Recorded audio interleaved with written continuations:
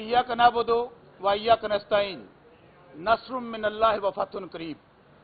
सबसे पहले तो अल्लाह का लाख लाख शुक्र अदा करता हूं और अपने हलके के लोगों NA 163 डिस्ट्रिक्ट बहावलनगर के अपने बुजुर्गों का, माओं का, बहनों, बेटियों, नौजवानों और खास तौर पर कैदी नंबर 804 इमरान खान के चाहने वालों का।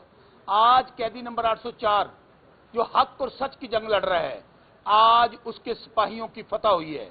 आज हक और सच की फतह हुई है।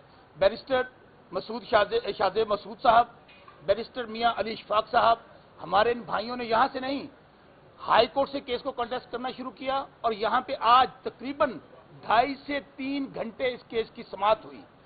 मैं ये समझता हूं कि आज चौधरी परवेज लाही साहब का, जिन्होंने इमरान खान का सच्चा सिपाही और मुहिब्बे वतन पाकिस्तानी होने का सबूत दिया, जो डट कर खड़े हैं, इसी तरह अगर मैं अपनी बहन सनम जावेद को खराज तहसीन पेश न करूं, जो गुज़श्ता 10 महीनों से जिस हिम्मत के साथ, जिस दलेरी के साथ, जिस जुल्म और जबर का मुकाबला कर रही है, अब भी वो बाहर आती है तो वो यही कहती है इय्याका नअबुदु व इय्याका नस्तईन। इसलिए मैं ये समझता हूं कि आज सुप्रीम कोर्ट में जो बेंच था, उन्होंने हक और सच की फतह हुई है, लॉ की फतह हुई है, रूल ऑफ लॉ हुआ है। जो कानूनी बातें हैं, मेरे दोनों बैरिस्टर साहबान खड़े हैं, मैं तो सिर्फ एक बात कहना चाहता हूं। इस वक्त पाकिस्तान में जिस तरह पाकिस्तान की सबसे बड़ी पार्टी जो 70-80% है, लोग कहते हैं कि शहरों में है, मेरा तल्लुक जनूबी पंजाब के सबसे पसमानदा जिला डिस्ट्रिक्ट बहावलनगर से है।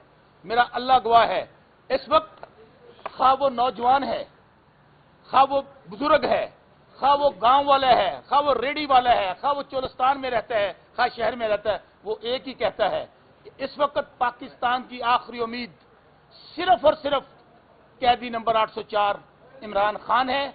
और जो कुछ इमरान खान के साथ जुल्म और जबर हो रहा है, जिस तरह उनके साथ नाइंसाफी हो रही है, पार्टी तोड़ दी गई, पूरा 1-1.5 साल हो गया है जिस तरह पार्टी को तोड़ा गया, जिस तरह आप देखिए मुकदमात दर्ज हुए, जिस तरह आज नॉमिनेशन उसको छोड़ देते हैं। पहले पार्टी को तोड़ा गया, लोग चले गए, उसके बाद नॉमिनेशन पेपर से लेकर आज तक कैसे नहीं हुआ। क्या इलेक्शन इस तरह होते हैं? और इस इलेक्शन के नतीजे में मैं एक पॉलिटिकल वर्कर हूं, मैं गुज़श्ता 20 साल से इस काम में हूं। मैं ये समझता हूं इस इलेक्शन के बाद पाकिस्तान में इतनी अनस्टेबिलिटी हो जाएगी, क्योंकि सियासी इस्तेकाम उसी वक्त होता है, मुआशी इस्तेकाम हो, जब मुआशी इस्तेकाम होना है, सियासी इस्तेकाम होना है, दोनों जुड़े हुए हैं। लेकिन आप मुझे बताइए, ये फ्रॉड, ये झुर्लू, ये रिग्ड इलेक्शन करवा के क्या आप समझते हैं कि पाकिस्तान में स्टेबिलिटी आ जाएगी? क्या पाकिस्तान में लोग नहीं देख रहे कि एक पार्टी को टारगेट किया जा रहा है? आज मैं मिसाल देता हूं कि जिन लोगों के नॉमिनेशन पेपर्स खारिज हुए हैं, वो सिर्फ और सिर्फ इमरान खान के सिपाही और तहरीक इंसाफ के लोग हैं। किसी और पार्टी के नॉमिनेशन पेपर आज यहां पे नहीं आ रहे। यहां पर किस तरह लोगों को पेपर खारिज किए गए?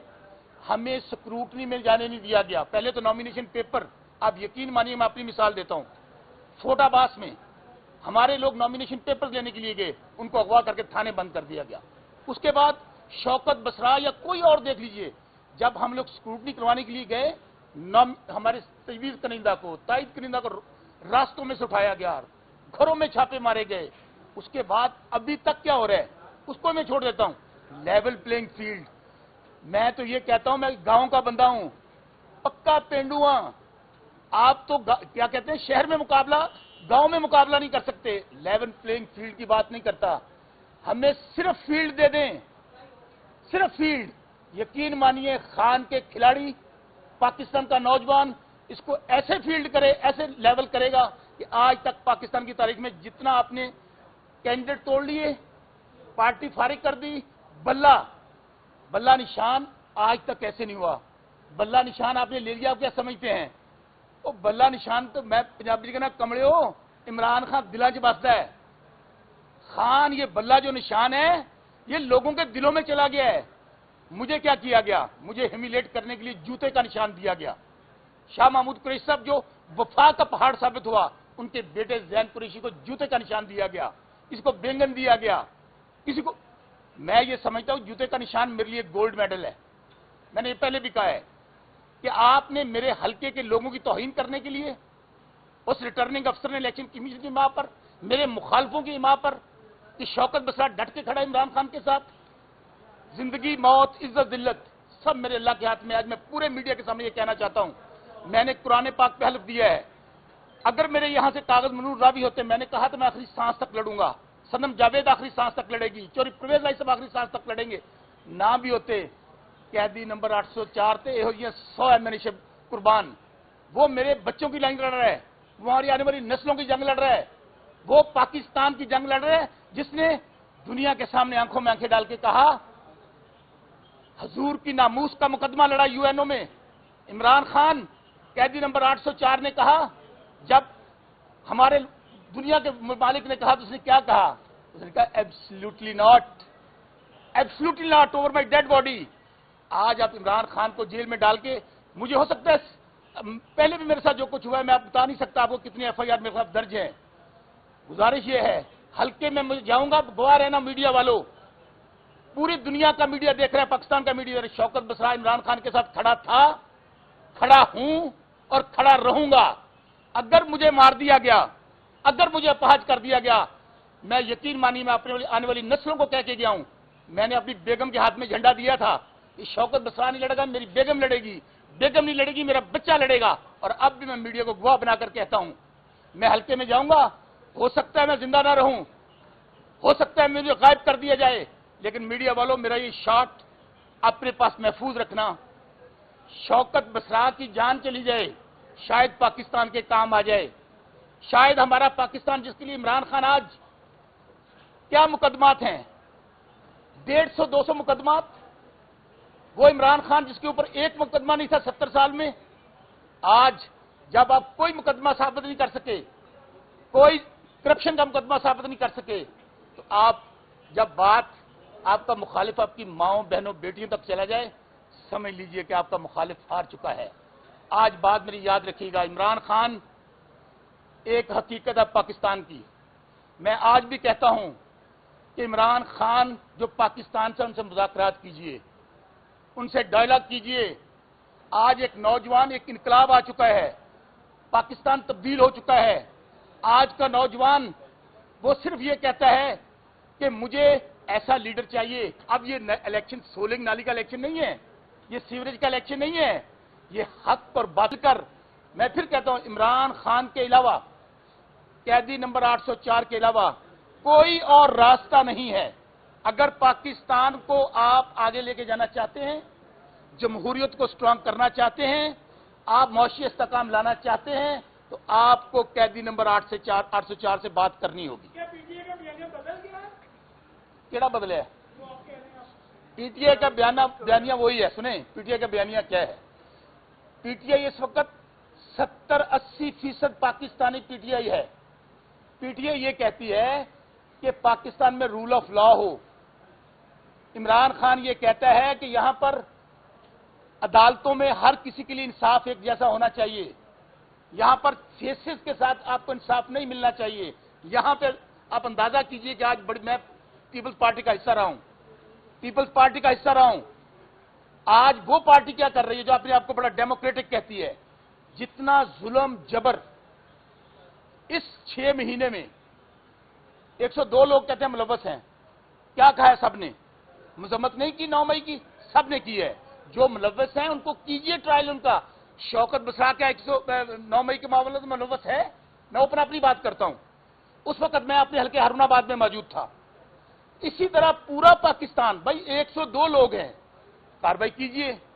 मैंने मजम्मत की, सब उसकी वजह ये हमारे इदारे हैं, इनके खिलाफ जो भी करता है वो काबिल बर्दाश्त नहीं है।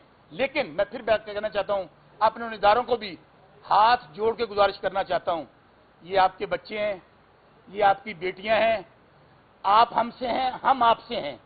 खुदारा अगर किससे गलती हो गई है, अगर किससे गलती, मैं फिर कह रहा हूं, तो इसको दरगुजर करना चाहिए। आज पूरी दुनिया देख रही है, तो इसलिए जो कुछ हालात हैं, आप आने वाले दिनों में महंगाई, बेरोजगारी, लोग, ये 26 करोड़ का मुल्क है, 25-26 करोड़ का मुल्क है, छठा बड़ा मुल्क है पाकिस्तान। अगर हम लोगों ने अगर इसी तरह चलते रहे, चूंकि जो दूसरा टोला है वो चोरों का टोला है, ان کی جائیدادیں باہر، ان کے بچے باہر. عمران خان کیا کہتا ہے؟ خان کہہ دیا نمبر 4 کہتا ہے کہ بعد میں ماضی میں کیا ہوتا تھا، ڈیل کرتے تھے اور خانہ کعبہ میں بیٹھ کے جا کر کہتے تھے کہ ہماری کوئی ڈیل نہیں ہوئی. بعد کیا 5 سال دی ہوئی ہے، پھر کیا 10 سال دی ہوئی ہے. تو خان کیا کہتا ہے؟ میرا مرنا جینا پاکستان میں ہے، میری ڈیڈ باڈی تو جا سکتی ہے، میں پاکستان سے نہیں جاؤں گا. میں پھر کہوں گا، میں اپنے اداروں سے کہوں گا کہ یہ جو پارٹیاں ہیں یہ صرف اور صرف پاکستان کی تباہی کر سکتی ہیں، بربادی کر سکتی ہیں. ایک پارٹی ہے، پوائنٹ آف ویو ڈفرینٹ ہو سکتا ہے، سوچ ڈفرینٹ ہو سکتی ہے. اگر کوئی کہاں پہ کوئی چیز کمی کوتاہی ہوگی ہے تو اس کو اگنور کر کے تمام لوگوں کو راستہ دینا چاہیے. اور اس الیکشن کے نتیجے میں جو بتائیں نا، یہ جو الیکشن ہے کیا اس کو کوئی کریڈیبلٹی رہ گئی ہے؟ میں آپ صحافی بھائیوں سے پوچھتا ہوں، کوئی کریڈیبلٹی مجھے بتا دے کوئی صحافی کہ اس الیکشن آپ ان کو بٹھا بھی دیتے ہیں، ان چوروں کو جیل کے اندر ساری گل ہو گئی ہے، پبلک سے تو بات نہیں ہوئی. اگر آپ رزلٹ اناؤنس کر دیتے ہیں 6 مہینے یہ نہیں رہ سکیں گے، کیونکہ جب تک ایک مضبوط حکومت نہیں ہوگی اور اس کو عوام کی بیکنگ نہیں ہوگی، پاکستان میں استحکام نہیں آئے گا، اداروں میں استحکام نہیں آئے گا. اس لیے میرے بھائی آپ سب کا شکریہ ادا کرتا ہوں کہ آپ لوگوں نے مجھے موقع دیا. ہوں گل میرے بکلا نہ کرو جنہیں مہربانی کرائی ساڈے تے یار میاں اشفاق صاحب. جواب دے دیں، آپ آزاد حیثیت میں اب الیکشن میں جائیں گے، جیتنے کے بعد کون سی پارٹی جو ہے؟ میں بتاتا ہوں آپ کو، میں نے کہا تھا میں عمران خان کا تھا، ہوں اور رہوں گا. میں نے قرآن پاک پہ حلف دیا، شاید آپ لوگوں کے گزرا ہو. میں نے حلف کیا دیا ہے کہ میں شوکت بسرا، میں NA 163 ہارون آباد فورڈ آباد ضلع بہاول نگر سے الیکشن لڑ رہا ہوں.